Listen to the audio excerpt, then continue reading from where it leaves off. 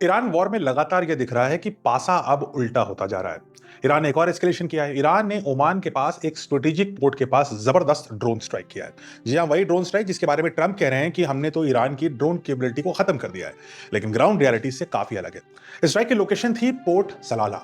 Iran का दावा है कि टारगेट एक यूएस लिंक्ड वेसल थी, यानी एक यूएस लिंक्ड शिप थी। यानी निशाना सीधा था अमेरिका से जुड़ा हुआ एक सपोर्ट शिप।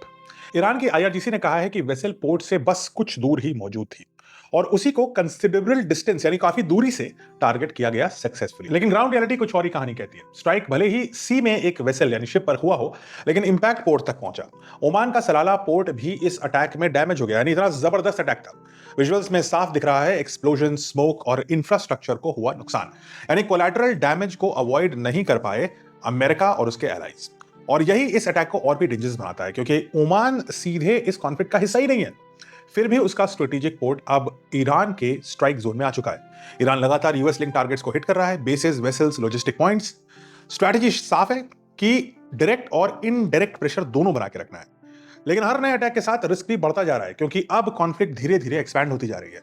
और सवाल यह है कि क्या ये स्ट्राइक सिर्फ टारगेटेड ऑपरेशंस हैं, या फिर मिडिल ईस्ट वॉर जो है वो एक वाइडर रीजनल कॉन्फ्लिक्ट की तरफ बढ़ता जा रहा है, जहां अमेरिका के पास अपने को और अपने एलाइज को बचाने के जो एमिनेशंस और इंटरसेप्शन सिस्टम्स हैं वो लगातार डिप्लीट होते जा रहे हैं।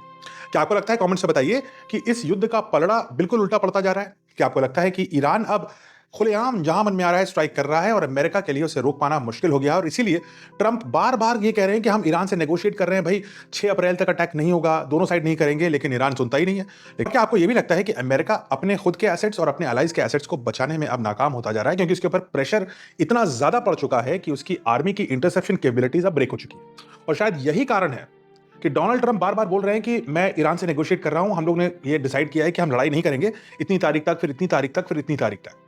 क्या यही कारण है कि ट्रंप डेडलाइंस एक्सटेंड कर रहे हैं, क्योंकि एक्चुअली में ट्रंप के पास कैपेबिलिटी ही नहीं बची है ईरान से आने वाली मिसाइल्स और ड्रोन्स को रोक पाने की उस रीजन में? क्या आपको लगता है ये सब है?